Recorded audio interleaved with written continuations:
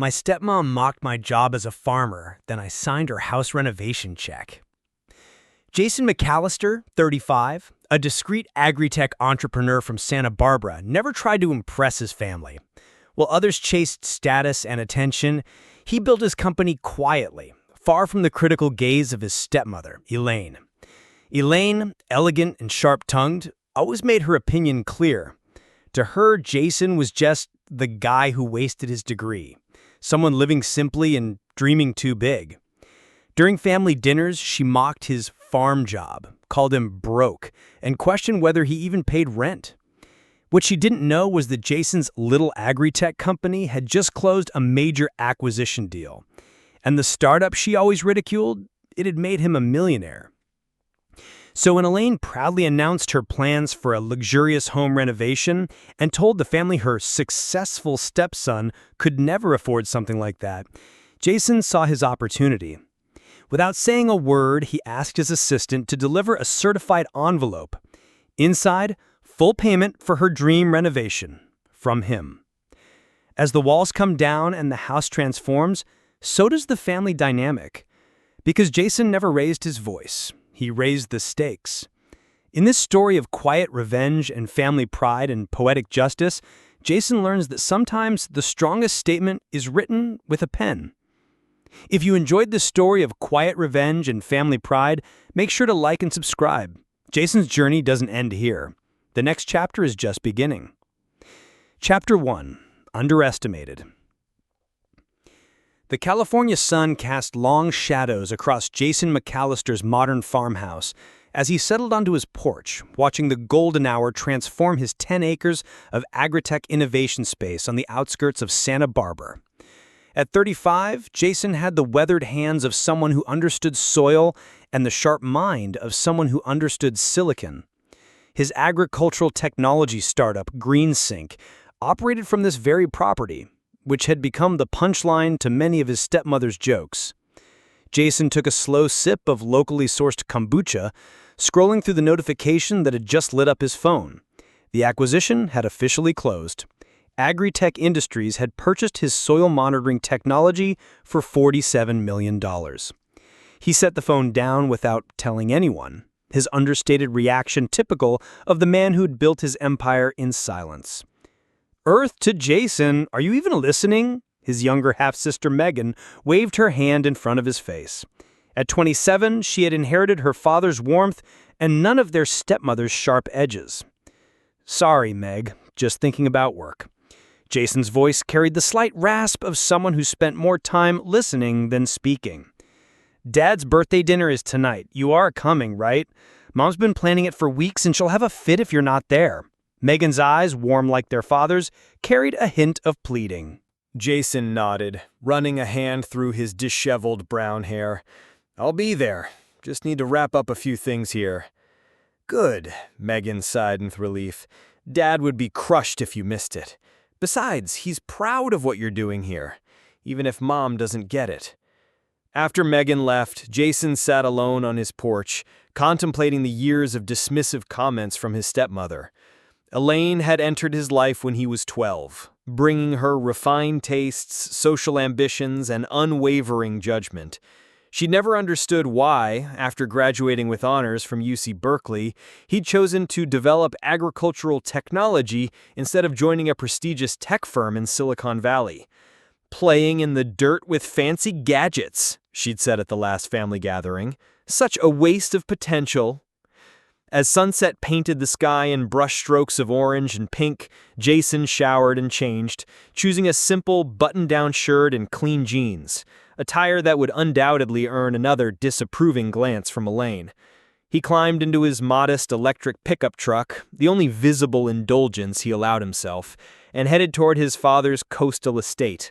The McAllister family home sat perched on a cliff overlooking the Pacific, a testament to his father Robert's successful career as a commercial real estate developer. As Jason parked between Elaine's Mercedes and his sister's Audi, he steeled himself for the evening ahead. "There he is!" Robert McAllister's booming voice greeted Jason as he entered. His father, now turning 65, embraced him with the kind of genuine warmth that had been his emotional anchor through the years. The man of mystery arrives. Happy birthday, Dad. Jason returned the hug, handing over a small, carefully wrapped package. Oh, you made it. Elaine's voice cut through the moment, her slim figure appearing in the doorway to the dining room. Her blonde hair was impeccably styled, her black cocktail dress expensive but tasteful. At 58, she remained striking, her features sharpened by years of careful maintenance and high expectations. How's business, Jason? Still playing with those soil sensors? Before Jason could answer, the doorbell rang, announcing the arrival of more guests. The conversation shifted, and Jason found himself grateful for the reprieve.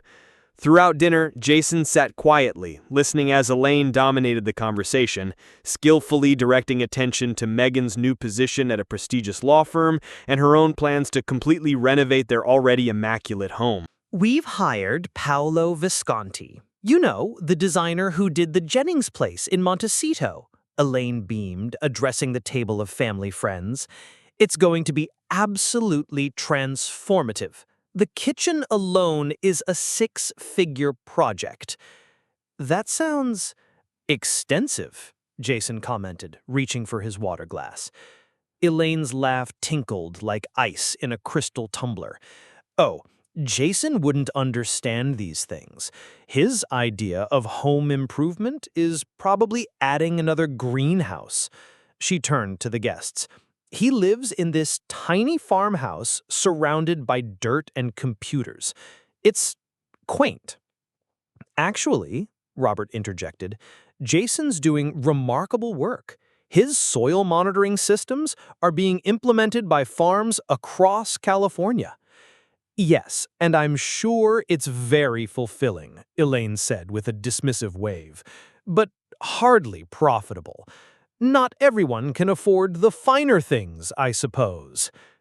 Jason felt his father's apologetic glance, but maintained his composure, a skill perfected over 2 decades of similar interactions. Later, as guests mingled in the living room, Elaine spoke to her friend Caroline. It breaks my heart, honestly. Robert's son, with all his potential, living like some bohemian farmer. I don't think he could afford to renovate a doghouse, let alone understand what we're doing with this place. Jason's phone vibrated in his pocket, another notification about the finalized acquisition. A surge of quiet satisfaction washed over him. He excused himself and stepped onto the balcony, watching the moonlight dance across the ocean waves. His father joined him a few minutes later, leaning against the railing. I wish she could see what I see when I look at you, son. It's okay, Dad. I stopped needing her approval a long time ago. Still, the things she says, I know they must hurt. Jason turned to his father, a small smile playing at the corners of his mouth. Sometimes, Dad, it's not about what you say back, it's about what you do next. As the party wound down, Elaine cornered Jason near the door. You really should consider getting a real job, Jason, she said, her voice dripping with concern that failed to mask her condescension. Your father worries about you, you know, living out there all alone, playing with your little garden sensors. You're 35. Isn't it time to join the real world? Jason studied her face for a moment. I appreciate your concern, Elaine. I'll give it some thought. Driving home under the canopy of stars, Jason made a decision. Tomorrow, he would make a phone call that would change everything. If you're enjoying this journey of silent revenge and family dynamics, this is just the beginning of Jason's story. Hit that subscribe button now to make sure you don't miss Chapter 2, where Jason's plan begins to unfold and Elaine gets her first glimpse of what she's been missing all these years. Trust me, you won't want to miss the moment when everything starts to change. Subscribe now and join me for this satisfying story of quiet dignity and sweet, sweet karma. Chapter 2: The Revelation. 3 days after his father's birthday party, Jason sat in his home office, surrounded by multiple monitors displaying GreenSync's operational data. The morning sun filtered through the large windows, illuminating the space that perfectly balanced technology and nature. Polished concrete floors contrasting with reclaimed wood furniture, high-tech equipment alongside potted succulents and herbs. The acquisition news had begun circulating in industry circles, though Jason had requested that his name be kept out of mainstream publications. He preferred his privacy, a trait that had served him well in business and in dealing with his stepmother's continuous judgment. His assistant, Maya Chen, appeared in the doorway with a tablet in hand. At 32, Maya had been with Jason from the beginning, her brilliance and organizational skills making her not just an employee, but a trusted friend and confidant. "The papers are ready for your signature," she announced, her efficiency as smooth as ever. "And I've prepared the certified check as requested."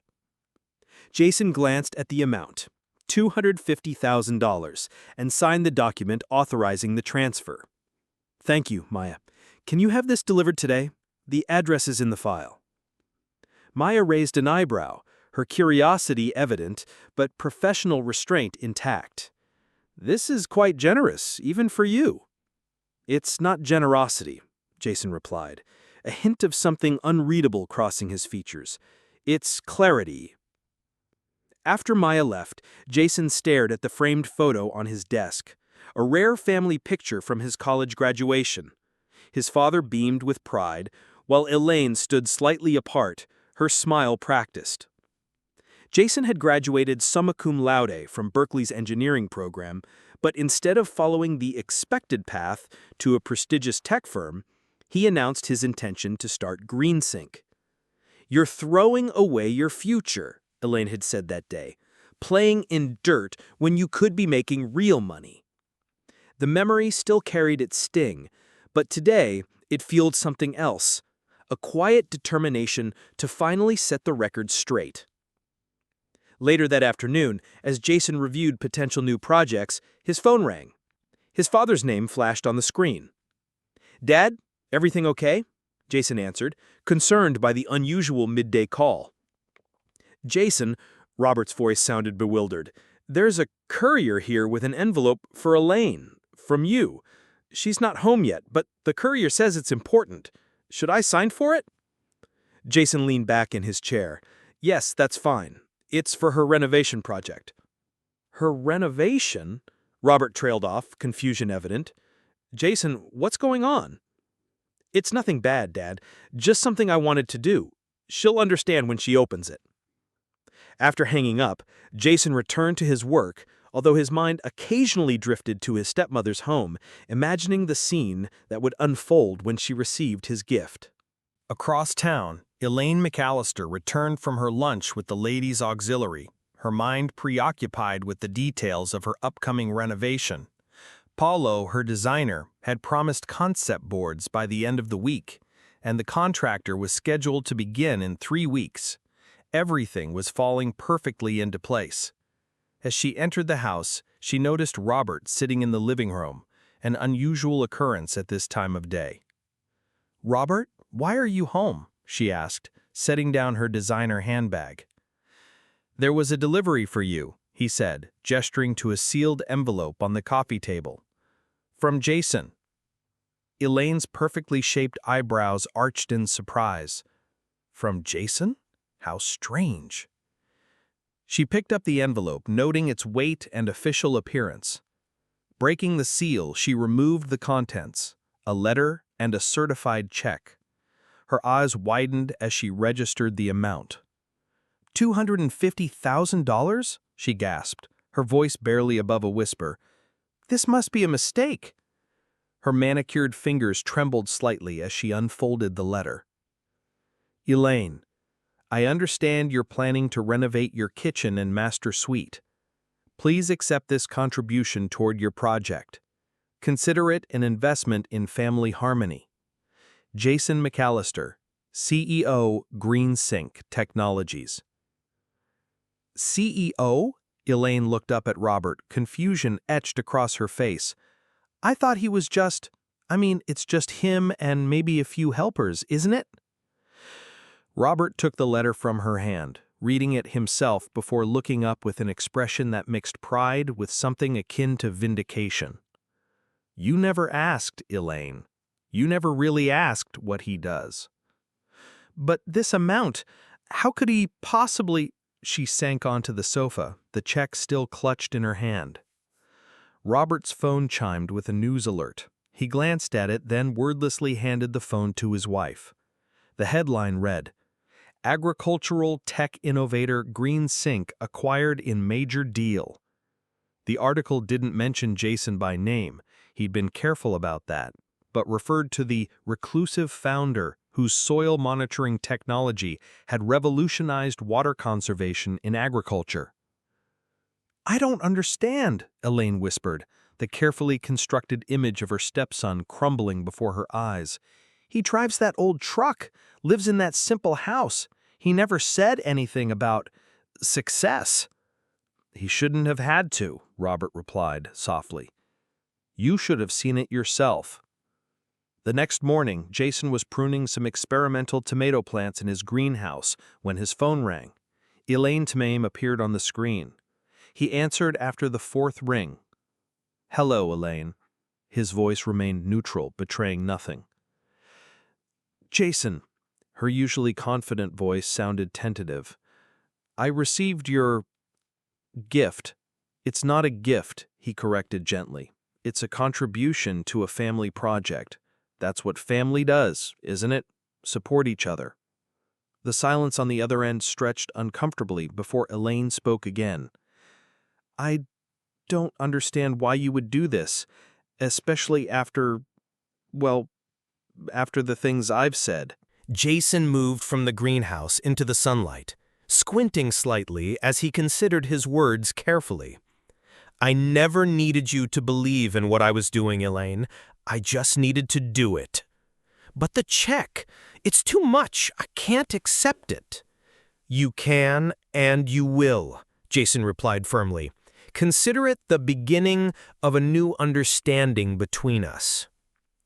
After ending the call, Jason noticed Maya watching him from the edge of the garden. She approached, her expression curious. That was your stepmother? She asked. Jason nodded, returning to his plants.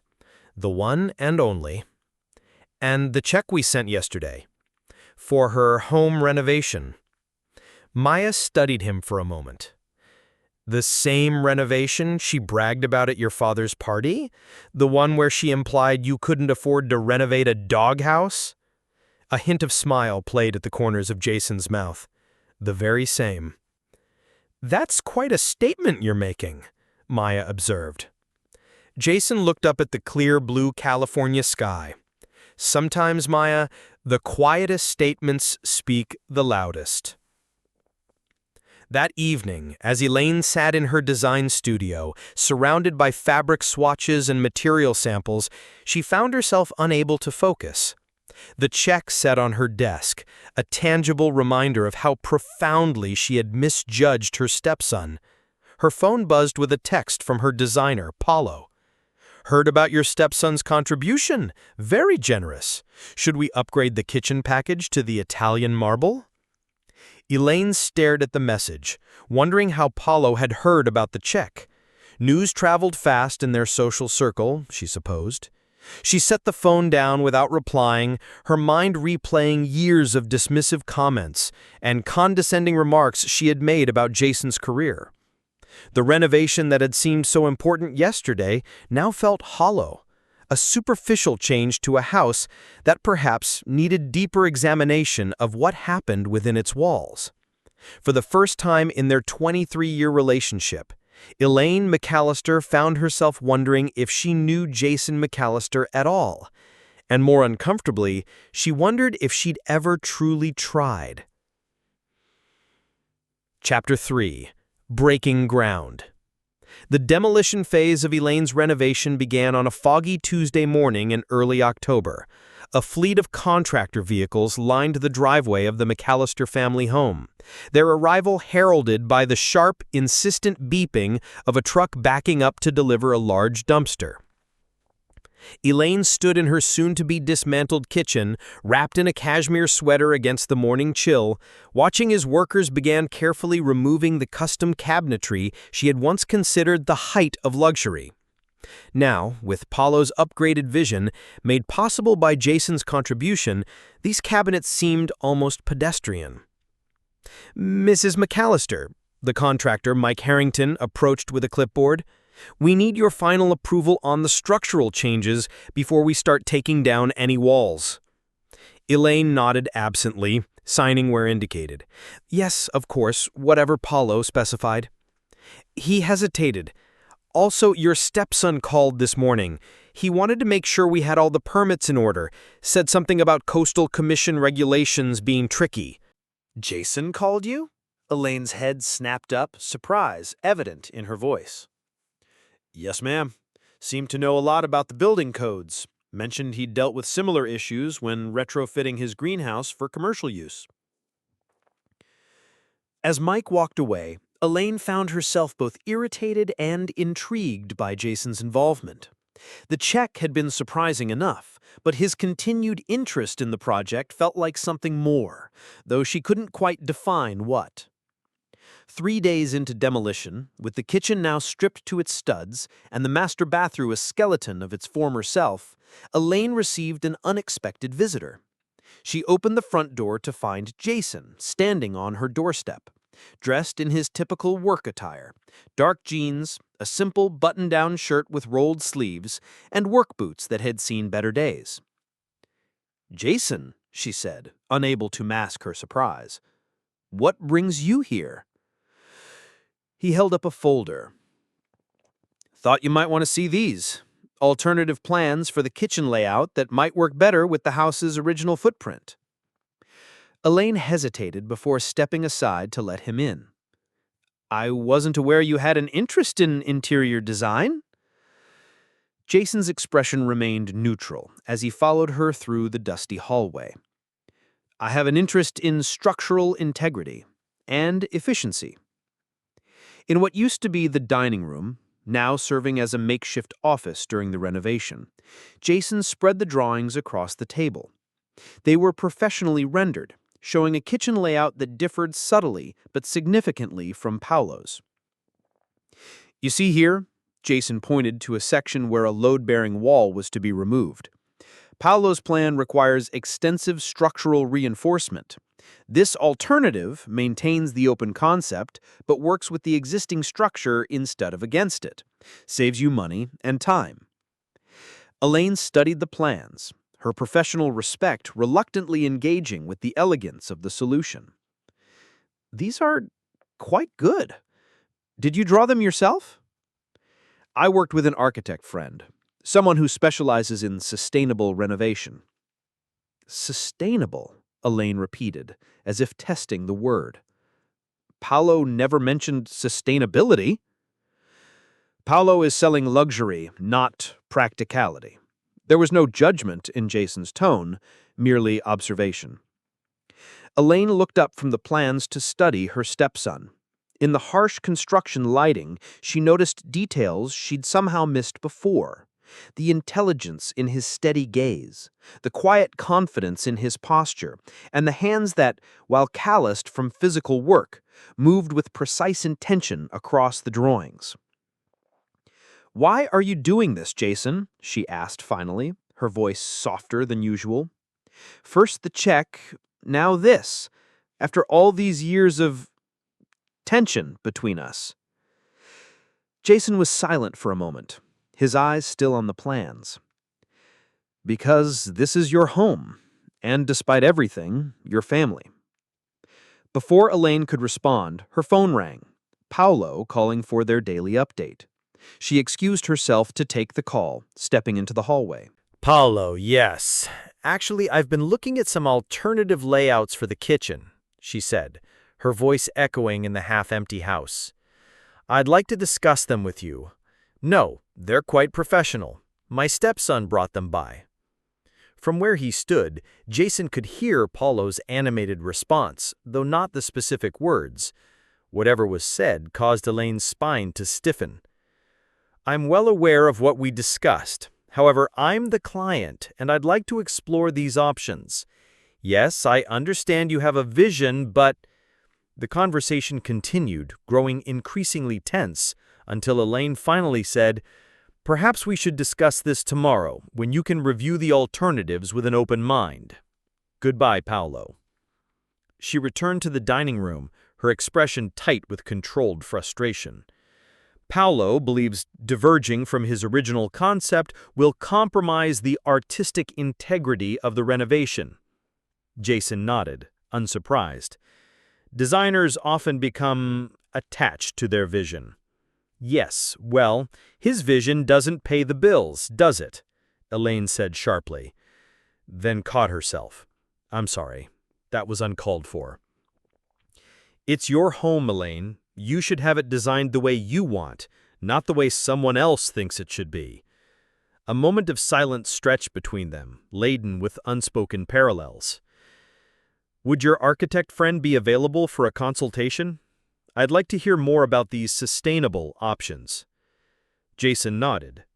I'll set it up. As he gathered the drawings to leave, Elaine stopped him with a light touch on his arm, the first voluntary physical contact between them in years. Thank you, she said, the words clearly unfamiliar in this context, for the designs and for thinking of the house's integrity.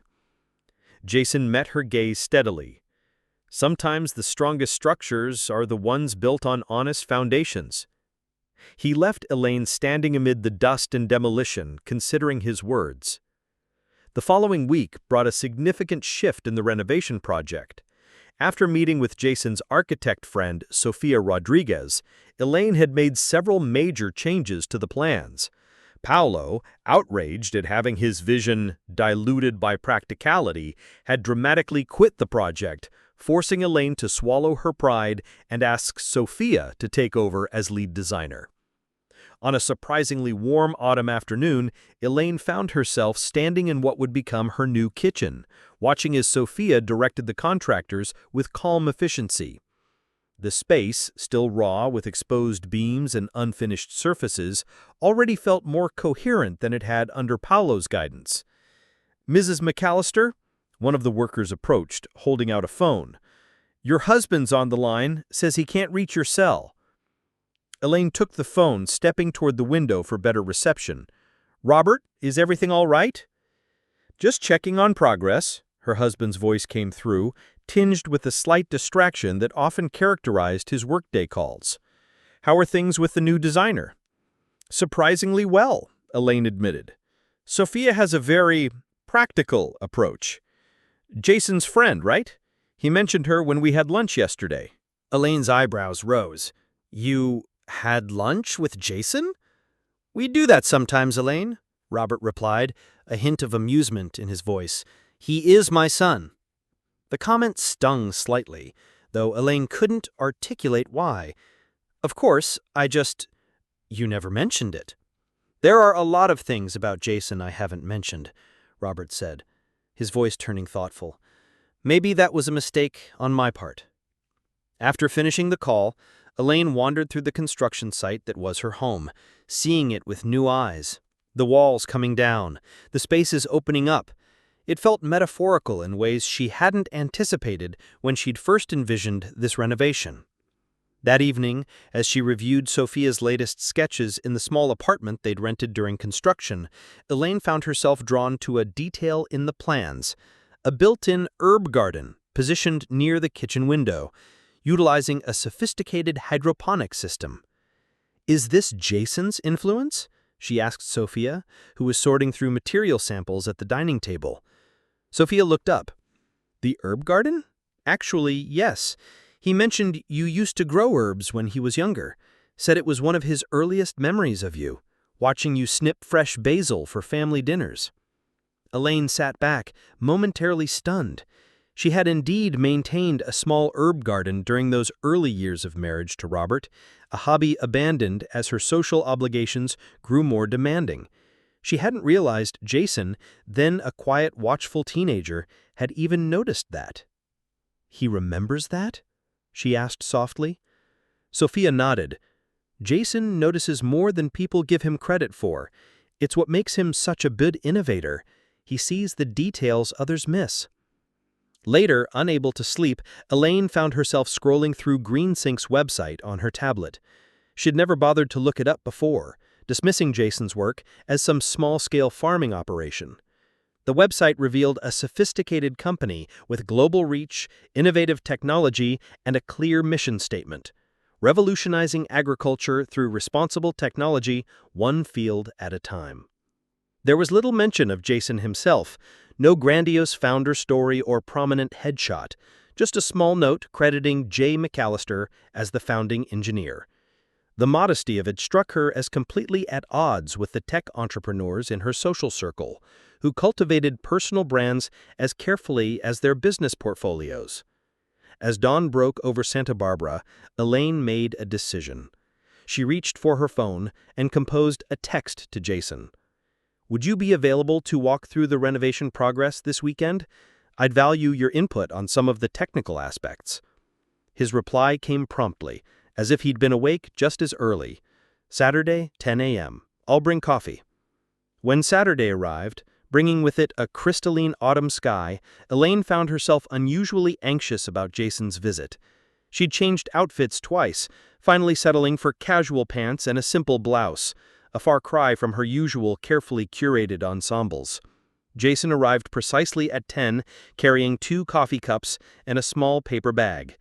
"Almond croissants from Riviera Bakery," he explained, handing her the bag. "Dad mentioned they're still your favorite?" "Jason called you?" Elaine's head snapped up, surprise evident in her voice. "Yes, ma'am. Seemed to know a lot about the building codes. Mentioned he'd dealt with similar issues when retrofitting his greenhouse for commercial use." As Mike walked away, Elaine found herself both irritated and intrigued by Jason's involvement. The check had been surprising enough, but his continued interest in the project felt like something more, though she couldn't quite define what. 3 days into demolition, with the kitchen now stripped to its studs and the master bathroom a skeleton of its former self, Elaine received an unexpected visitor. She opened the front door to find Jason standing on her doorstep, dressed in his typical work attire: dark jeans, a simple button-down shirt with rolled sleeves, and work boots that had seen better days. "Jason," she said, unable to mask her surprise, "what brings you here?" He held up a folder. "Thought you might want to see these. Alternative plans for the kitchen layout that might work better with the house's original footprint." Elaine hesitated before stepping aside to let him in. "I wasn't aware you had an interest in interior design." Jason's expression remained neutral as he followed her through the dusty hallway. "I have an interest in structural integrity and efficiency." In what used to be the dining room, now serving as a makeshift office during the renovation, Jason spread the drawings across the table. They were professionally rendered, showing a kitchen layout that differed subtly but significantly from Paolo's. "You see here," Jason pointed to a section where a load-bearing wall was to be removed. "Paolo's plan requires extensive structural reinforcement. This alternative maintains the open concept, but works with the existing structure instead of against it. Saves you money and time." Elaine studied the plans, her professional respect reluctantly engaging with the elegance of the solution.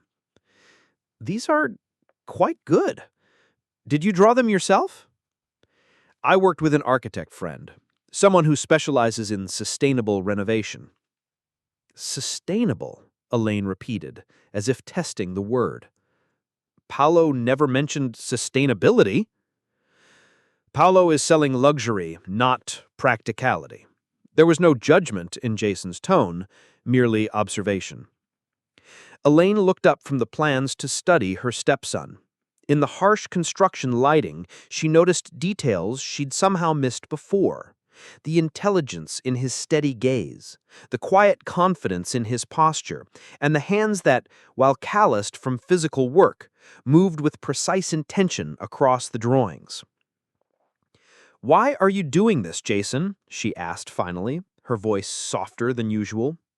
"First the check, now this. After all these years of tension between us. Jason was silent for a moment, his eyes still on the plans. Because this is your home, and despite everything, your family. Before Elaine could respond, her phone rang, Paolo calling for their daily update. She excused herself to take the call, stepping into the hallway. The thoughtfulness of the gesture caught Elaine off guard. "Thank you," she managed, accepting the coffee and pastries. "Shall we start the tour?" They moved through the house methodically, Jason asking informed questions about the construction process and offering occasional suggestions. In the master bathroom, now framed but not yet finished, he pointed out an opportunity to incorporate water-saving fixtures without compromising the luxury experience Elaine wanted. "It's not about sacrifice," he explained, as they stood in the echoing space. "It's about intelligent design. You can have both beauty and efficiency." "Is that your company's philosophy as well?" Elaine asked, genuinely curious for the first time about his work. A hint of surprise crossed Jason's features before he nodded. "Essentially, yes. Technology should enhance nature, not replace it."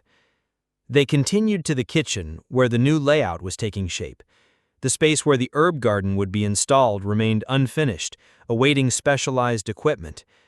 "Sophia mentioned you remembered my herb garden," Elaine said, her voice carefully neutral. "From when you first came to live with us." Jason ran his hand along the unfinished countertop edge. "The basil and rosemary? You used to let me help water them." "Did I?" Elaine frowned, struggling to recall the detail. "Only a few times, before you got busy with the charity foundation." There was no accusation in his tone, merely a statement of fact. They stood in silence for a moment, the house creaking around them as if settling into its new configuration. "I wasn't kind to you, was I?" Elaine said finally, the words emerging with difficulty. "All these years." Jason turned to face her, his expression thoughtful. "You wanted certain things from me, a certain kind of success that made sense to you." "The kind that shows," Elaine admitted, "the kind people see and admire." "And now?" Elaine gestured to the half-built kitchen around them. "Now I'm standing in a house being transformed by your success, the success I never recognized." She met his gaze directly. "I was wrong about you, Jason. I've been wrong for a very long time." Jason nodded slowly, accepting her words without triumphant or vindication.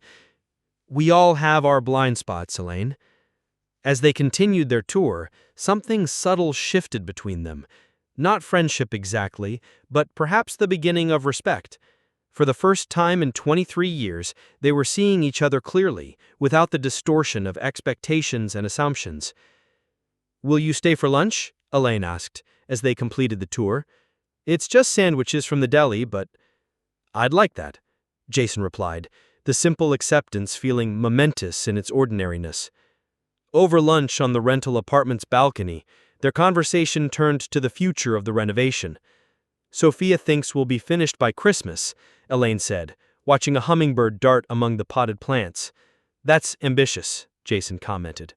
Yes, well, we've simplified some elements, focused on quality over ostentation.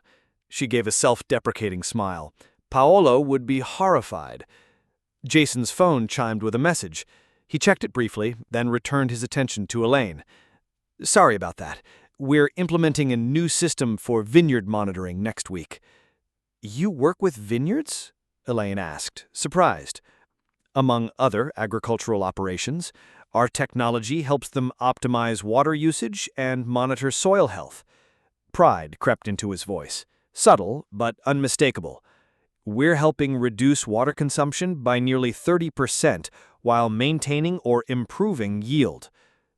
That sounds important.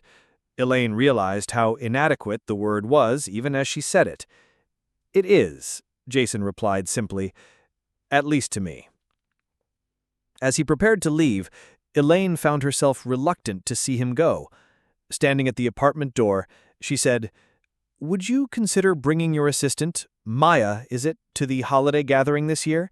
I'd like to meet her, And perhaps you could tell us more about your vineyard project? Something like cautious hope flickered in Jason's eyes. I'll ask her, I promise. And thank you for the tour today. The house is going to be beautiful and efficient. Yes, Elaine agreed, watching him walk toward his truck. I believe it will. Chapter 4. Structural Changes. The weeks leading up to Christmas brought unusually heavy rainfall to Santa Barbara, turning the normally pleasant Mediterranean climate into a soggy challenge for the renovation crew.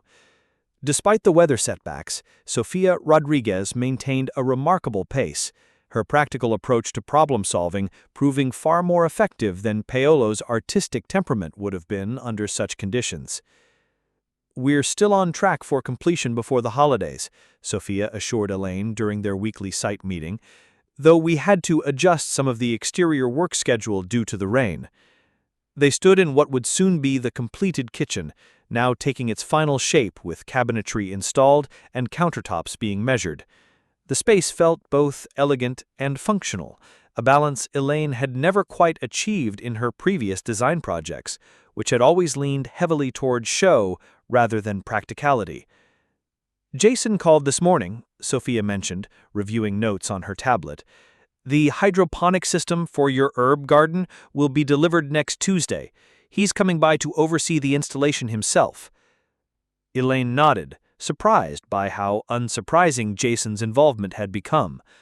Over the past weeks, he had quietly inserted himself into various aspects of the renovation, offering suggestions for the home's smart systems, recommending energy-efficient solutions, even sourcing sustainable hardwood for the master bedroom floor from a supplier who specialized in reclaimed materials. You know, Jason doesn't do this kind of thing usually, getting involved in other people's projects, I mean. No? Elaine glanced up from the tile samples she'd been considering. Sophia shook her head. I've known him for almost a decade. He's always been generous with his knowledge, but this level of personal involvement is new. Later that evening, as Elaine shared dinner with Robert in their rental apartment, she found herself thinking about Sophia's comment. "You're quiet tonight," Robert observed, pouring her another glass of wine. "Concerns about the renovation?" "No, actually. It's going remarkably well." She hesitated. "I was thinking about Jason." Robert's eyebrows rose slightly. "That's a change." Elaine gave him a look. "I deserve that, I suppose." She set down her fork. "Sophia mentioned today that Jason doesn't usually get so involved in other people's projects. It made me wonder why he's investing so much in ours." Robert studied her for a moment. "Maybe it's not about the project." "What do you mean?" "Maybe it's about family," he said simply, "about building something that lasts." The following Tuesday morning, Elaine arrived at the house earlier than usual, knowing Jason would be there to oversee the installation of the hydroponic system. She found him already in the kitchen, deep in conversation with the installation technician, his hands moving expressively as he explained some technical detail. "Morning," she greeted, setting down a carrier with 2 coffees. "I brought reinforcements." Jason looked up, surprise flickering across his features before he smiled, a genuine expression that transformed his usually serious face. "Perfect timing. We were just discussing the water filtration component." The technician, a young woman with a green sink logo on her jacket, nodded respectfully to Elaine before returning to unpacking equipment. "Is this one of your company's systems?" Elaine asked, handing Jason a coffee. "A modified version. The standard models are designed for commercial use, restaurants primarily. This is scaled for home use but has all the same functionality." Elaine watched as he checked components with practiced efficiency. "You know, when Sophia first suggested this feature, I thought it was just a decorative element. I had no idea it was so technical." Jason's mouth quirked in a half-smile. "Most people don't see the technology behind growing things. They just see the plants." "Like your company," Elaine observed. "I never understood what you were building because I only saw the surface." Jason paused in his work, meeting her gaze directly. "We often see what we expect to see." The moment stretched between them, laden with years of misunderstanding and missed connections. "I'd like to visit your farm, your company, if that would be acceptable." Jason's expression registered genuine surprise. "You want to see GreenSync?" "Yes," Elaine replied with unexpected certainty. "I want to understand what you've built, what I've been dismissing all these years." Jason considered her request, his expression thoughtful. "All right, how about Friday? I can give you the full tour." The rest of the installation proceeded smoothly, with Jason explaining the system's features in terms Elaine could understand without condescension. She found herself asking questions about water conservation and growing cycles, genuinely curious about the technology she'd previously dismissed as playing in dirt. Friday morning dawned clear after days of rain, as if the weather itself approved of this tentative new beginning. Elaine dressed carefully in slacks and a simple blouse, deliberately avoiding the designer outfits she typically wore to make impressions. Today wasn't about impressing, it was about understanding. Jason picked her up in his electric truck, which Elaine now noticed was not old or cheap, as she'd assumed, but rather a high-end, sustainable vehicle, expensive but without flash. The drive to his property took them along the coastline before turning inland, winding through hills that gradually transformed from residential estates to agricultural land. "I had no idea your place was so extensive," Elaine commented as they passed through large automated gates with discreet GreenSync signage. 10 acres, Jason replied. "The main house and operations center are at the heart of the property. The rest is devoted to testing fields and demonstration plots." As they rounded a final curve in the private road, GreenSync headquarters came into view. The main building was a striking blend of modern architecture and repurposed agricultural structures. A large barn converted to office space, connected to a sleek glass and steel building that housed the technical operations. Solar panels covered much of the roof space, while carefully landscaped native plants surrounded the buildings.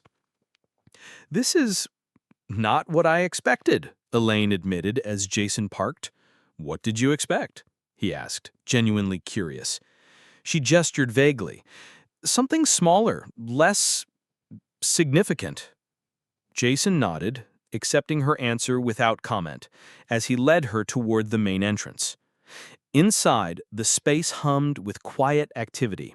About 20 employees worked at various stations, some at computers, others in what appeared to be a laboratory setting, visible through interior glass walls. The atmosphere was focused, but relaxed, with none of the performative hustle Elaine had observed at her friends' tech startups.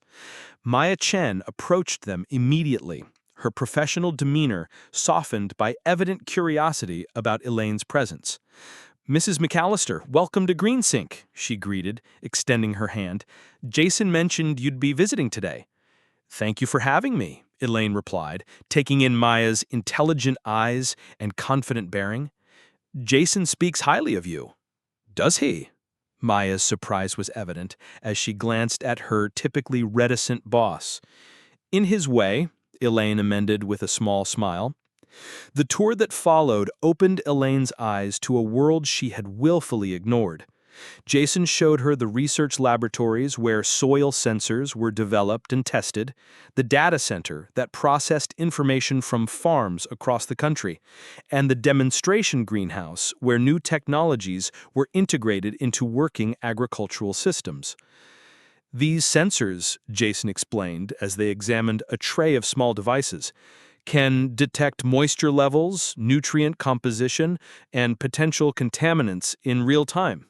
Farmers use this data to precisely target irrigation and fertilization, reducing waste and improving crop health." "And this is what Agritech purchased?" Elaine asked, recalling the acquisition she had read about. Jason nodded. "The technology and the expertise to implement it. They're rolling it out to industrial farms worldwide." for $47 million, Elaine stated, the figure no longer abstract but connected to the tangible innovation she was witnessing. Plus ongoing licensing and consulting fees, Jason added, without pride or boasting, simply stating facts. They continued to the demonstration fields, where various crops grew in precisely monitored conditions. Jason explained how each section tested different applications of GreenSync technology, from vineyards to vegetable crops to orchard management. The systems we're developing here could reduce agricultural water usage by nearly 40% within a decade, he explained, as they walked between rows of winter vegetables. In a world facing water scarcity and climate change, that's not just good business, it's essential progress. Elaine studied her stepson as he spoke, seeing the passion behind his usual reserve. Here, surrounded by the manifestation of his vision, Jason was transformed, confident, articulate, and unmistakably in his element. "You love this," she observed. "Not just the technology or the business success, but the purpose behind it." Jason considered her words. "I believe in what we're doing here. That matters more than recognition or status." The statement hung between them, a gentle rebuke to values Elaine had championed throughout their relationship. They ended the tour at Jason's private office, a modest space with large windows overlooking the fields. Unlike the ostentatious executive offices Elaine was accustomed to, Jason's workspace was practical and understated, distinguished only by the quality of its simple furnishings and the spectacular view. "Thank you for showing me all this," Elaine said, as they sat across from each other, cups of locally roasted coffee between them. "I've been wrong about so many things." "We see the world through our own lenses. Your lens values different things than mine." Status over substance, appearance over impact. I've spent my life cultivating an image that, compared to what you've built here, seems hollow. "Oh, that's not fair to yourself. You've built a life that matters to you and to Dad. That has value too."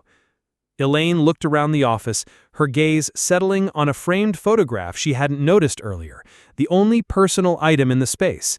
It showed a teenage Jason standing beside his father, both of them grinning, fishing rods in hand. "He's always been so proud of you," she said softly, "even when I couldn't understand why." "He loves you too, Elaine," Jason replied. "We just express ourselves differently in this family." The word family hung in the air between them, a concept they had shared but rarely embodied in their relationship. As they drove back to Santa Barbara in the fading afternoon light, Elaine found herself reflecting on the 2 decades she had spent misjudging her stepson. The silence between them felt different now, not tense or hostile, but thoughtful.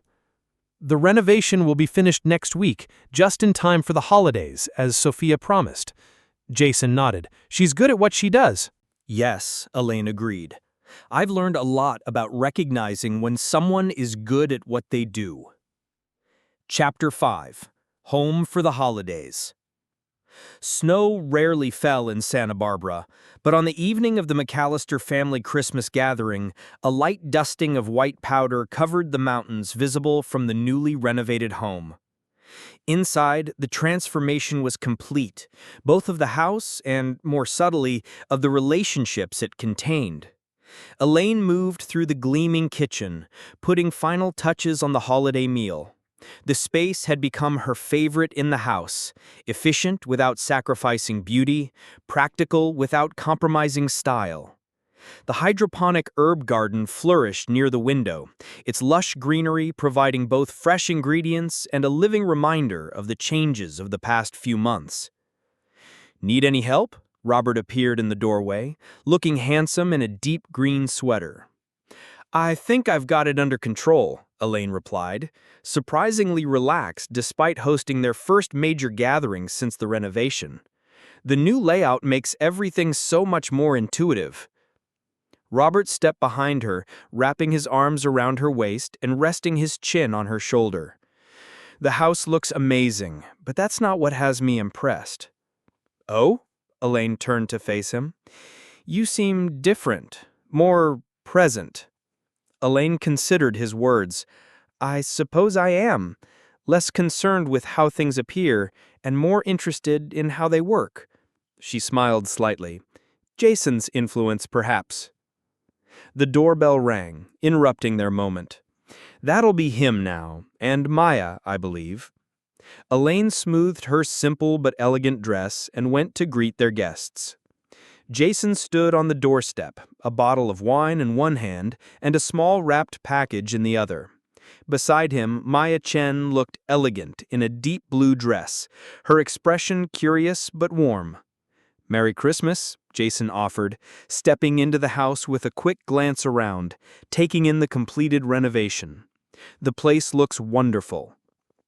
"Thank you," Elaine replied, accepting the wine with genuine warmth. "And Maya, I'm so glad you could join us." As more guests arrived, Megan and her new boyfriend, Robert's business partners and their spouses, and a few of Elaine's closest friends, the house filled with conversation and laughter. Elaine noticed how Jason, typically reserved in these gatherings, seemed more at ease, particularly when conversations turned to subjects he cared about: sustainable development, agricultural innovation, even the technical aspects of the home renovation. During dinner, served in the dining room with its new reclaimed wood table, sourced through one of Jason's contacts, Elaine found herself watching the interactions around her with fresh eyes. The social hierarchies and status displays that had once seemed so important now appeared almost comical in their transparency. Caroline Whitmore, one of Elaine's oldest friends, leaned close during a lull in the conversation. "The renovation is absolutely stunning, Elaine. Paolo outdid himself." "Actually, Paolo didn't complete the project. We brought in a different designer, Sofia Rodriguez. She specializes in sustainable luxury." Caroline's perfectly shaped eyebrows rose. Sustainable luxury? That sounds interesting, though I can't imagine Paolo taking that well. He didn't, Elaine confirmed with a small smile, but sometimes the right vision isn't the first one we consider. Across the table, she caught Jason's eye. He'd clearly overheard the exchange, and the faintest hint of approval crossed his features before he turned back to his conversation with Robert's business partner about water conservation in commercial real estate. After dinner, as guests migrated to the living room for coffee and dessert, Elaine approached Jason, who stood examining the smart home panel that controlled the house's energy systems. "The efficiency ratings are impressive," he commented as she joined him. "You'll use about 60% less energy than before, even with more technology integrated." "That matters to me now," Elaine said simply. "I've been rethinking a lot of things." Jason nodded, understanding the layers in her statement. "Change isn't easy." "No, but sometimes it's necessary." She gestured toward the living room. "Would you mind if I said something to everyone about the renovation and other things?" Surprise flickered across Jason's face, but he nodded. "It's your home, Elaine." They rejoined the gathering, where Elaine gently tapped her glass to draw attention. The conversations quieted as guests turned expectantly toward their hostess. "I wanted to thank you all for coming tonight to see our newly renovated home," she began, her voice steady despite a flutter of nervousness. "As you've no doubt noticed, we've made some significant changes, not just to the structure and design, but to the philosophy behind it." She glanced around the room, meeting the curious gazes of friends who had known her for decades, friends who had witnessed her previous focus on status and appearance. "This renovation has taught me something important, that sometimes we fail to see the value in things and in people when they don't match our preconceived notions of success." Her gaze settled on Jason, standing quietly near the back of the room. "My stepson Jason contributed significantly to this project, both financially and conceptually. His company, Green Sync Technologies, was recently acquired in a major deal that recognized the value of his innovations in agricultural technology. Innovations I dismissed for years because they didn't fit my narrow definition of success. She raised her glass slightly. So tonight, I'm not just celebrating a renovated home, but a renovated perspective. And I'm grateful to Jason for his generosity, not just the check that helped make this renovation possible, but the greater generosity of spirit that allowed him to contribute despite years of, let's call it, underappreciation. The room fell silent as guests processed this unusually vulnerable speech from a woman known for her carefully curated public image. To Jason, Elaine concluded, raising her glass higher, for teaching me that true value often lies beneath the surface. Glasses raised around the room, with Robert's the highest of all, his expression a mixture of pride and emotion as he looked between his wife and his son. After the toast, the gathering gradually returned to normal, though several guests now approached Jason with newfound interest, asking about his company and work. Later, as the evening wound down and guests began to depart, Jason found Elaine in the kitchen, arranging leftover desserts. "That was unexpected," he said quietly. "The toast?" Elaine turned to face him, her expression open in a way it had never been before. It needed to be said. Long overdue, in fact. Jason nodded, seemingly at a loss for words, unusual for someone typically so precise in his communication. "I have something for you," he said finally, retrieving the small package he'd brought earlier. "A housewarming gift of sorts." Elaine unwrapped it carefully to reveal a small, elegant device about the size of a deck of cards. It's a personalized environmental monitor. It tracks air quality, humidity, temperature, all the factors that affect your herb garden and your home's efficiency. My team designed it specially. There are only 3 in existence. Elaine turned the device in her hands, recognizing not just the thoughtfulness of the gift, but the symbolic meaning behind it, a bridge between their worlds. "Thank you," she said simply. "I'll treasure it." "It's practical," he corrected gently. "It's meant to be used, not treasured." Elaine smiled, recognizing the gentle lesson in his words. "Then I'll use it well." As the last guests departed and Robert busied himself locking up, Elaine and Jason stood on the front porch, looking out at the unusual dusting of snow on the distant mountains. "Will you and Maya join us for New Year's?" Elaine asked. "We're keeping it small this year, just family." Jason glanced at her, noting the intentional inclusion of Maya in the family invitation. "I think we'd like that." They stood in comfortable silence for a moment, the renovated house glowing warmly behind them, a physical manifestation of the reconstruction that had occurred in their relationship. "You know," Elaine said thoughtfully, "when I started this renovation, I thought it was about creating something impressive, something people would admire. I never expected it would actually change how I see things." "The best renovations do that," Jason replied. "They don't just change the structure, they change how you live within it." As Maya joined them on the porch, ready to depart, Elaine impulsively reached out and took Jason's hand, a gesture that would have been unthinkable months earlier. "Thank you," she said quietly, "not just for the check, but for the chance to rebuild." Jason squeezed her hand gently before releasing it. "That's what family does," he replied. "They give each other room to grow." As Jason and Maya walked toward his truck, Elaine remained on the porch, watching them go. Behind her, Robert stepped out to join her, wrapping an arm around her shoulders against the evening chill. "You did good tonight," he said softly. "That couldn't have been easy."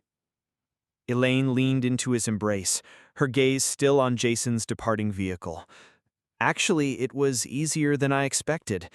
The truth usually is, once you stop fighting it." Inside the renovated house, lights glowed warmly from rooms that had been transformed not just by new fixtures and finishes, but by the authenticity that had finally found its way into the family that occupied them. In the kitchen, fresh herbs flourished under carefully calibrated lights, small green testaments to the power of seeing value where it had always been, waiting to be recognized. If you've enjoyed this journey of family dynamics, personal growth, and quiet redemption, don't let it end here. Hit subscribe now to join our community of storytellers and listeners who appreciate the deeper currents running beneath everyday interactions.